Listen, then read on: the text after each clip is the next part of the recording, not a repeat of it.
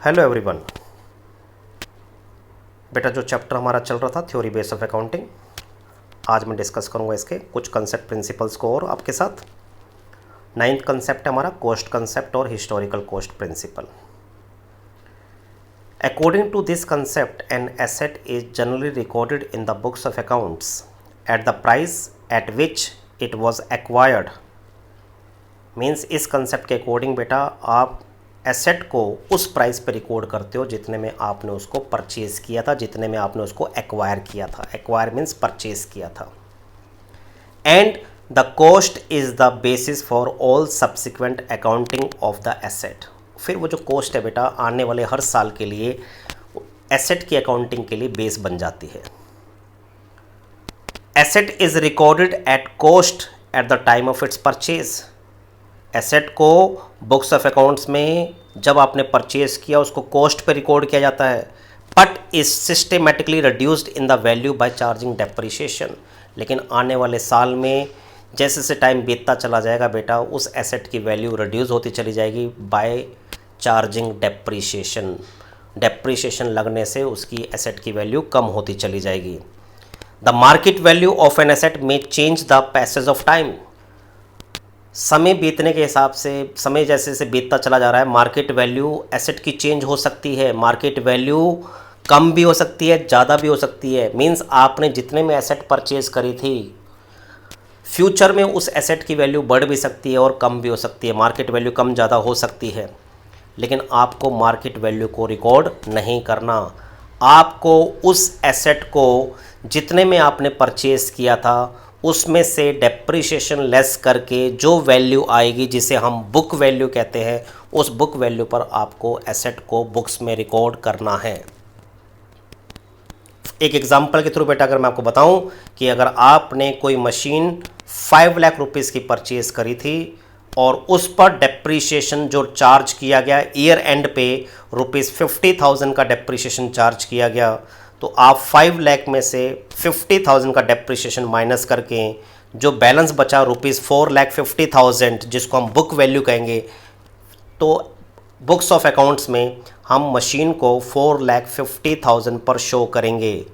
हो सकता है कि आज उसकी मार्केट वैल्यू 5 लाख हो गई हो या 3 लाख हो गई हो, उससे हमारा कोई मतलब नहीं है। मार्केट वैल्यू चाहे बढ़ जाए चाहे कम हो जाए, उससे हमारा कोई लिंक नहीं है। बुक्स ऑफ अकाउंट्स में हम एसेट्स को कॉस्ट में से डेप्रिसिएशन लेस करके जो बुक वैल्यू आपकी बचेगी उस पर हम उसे रिकॉर्ड करेंगे। अब बेटा आप इसको गो थ्रू करेंगे तो आपको ये पॉइंट क्लियर हो जाएगा। एक कंसेप्ट बेटा हम और ले रहे हैं, रिवेन्यू रिकॉग्निशन कंसेप्ट।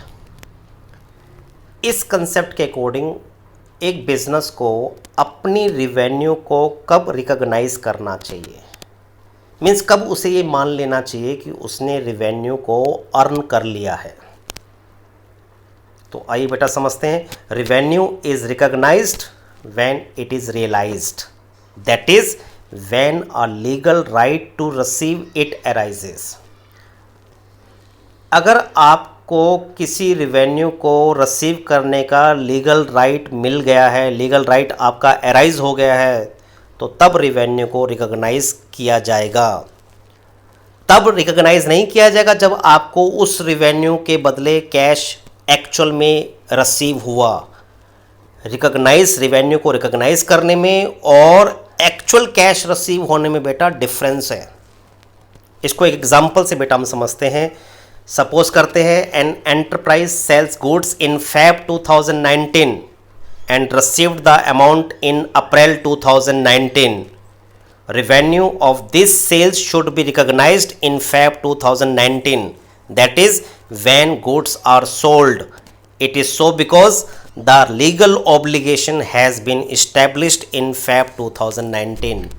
इस एग्जाम्पल से बेटा ये क्लियर हुआ कि अगर आपने कोई गुड्स सोल्ड किया Feb 2019 में, लेकिन आपको अमाउंट रिसीव हुआ अप्रैल 2019 में, तो रिवेन्यू को रिकॉग्नाइज कब किया जाएगा? Feb 2019 में ही रिकॉग्नाइज किया जाएगा, क्योंकि Feb 2019 में गुड्स सोल्ड हो चुका है। मींस रिवेन्यू को रिसीव करने का लीगली राइट अराइज हो चुका है। कैश चाहे रिसीव हुआ चाहे कैश रिसीव नहीं हुआ। एक एग्जाम्पल बेटा हम और लेते हैं। Suppose an enterprise has received in advance in Feb 2019 for the sale to be made in May 2019। कई बार बिजनेस को कुछ ऑर्डर मिल जाता है फ्यूचर के लिए और उस ऑर्डर के साथ कुछ एडवांस मिल जाता है। तो हमें एक ऑर्डर मिला जो हमें ऑर्डर फुलफ़िल करना है May 2019 में, मीन्स हमें उस ऑर्डर को देना है, पूरा करना है May 2019 में। और कब हमें ऑर्डर मिला वो Feb 2019 में, और Feb 2019 में हमें कुछ अमाउंट एडवांस मिल गया। रिवेन्यू को रिकॉग्नाइज Feb 2019 में नहीं किया जाएगा क्योंकि रिवेन्यू को अभी आपने अर्न नहीं किया। रिवेन्यू को रिसीव करने का लीगली राइट अभी अराइज नहीं हुआ। लीगली राइट तभी अराइज होगा जब एक्चुअली जो है सेल टेक प्लेस कर जाएगी, मीन्स जब आप उस ऑर्डर को फुलफ़िल कर दोगे May 2019 में रिवेन्यू को रिकॉग्नाइज किया जाएगा। उम्मीद है बेटा आपको इन दो एग्जाम्पल्स के जरिए क्लियर हो गया होगा कि रिवेन्यू को कब रिकॉग्नाइज करना चाहिए as per the revenue recognition concept.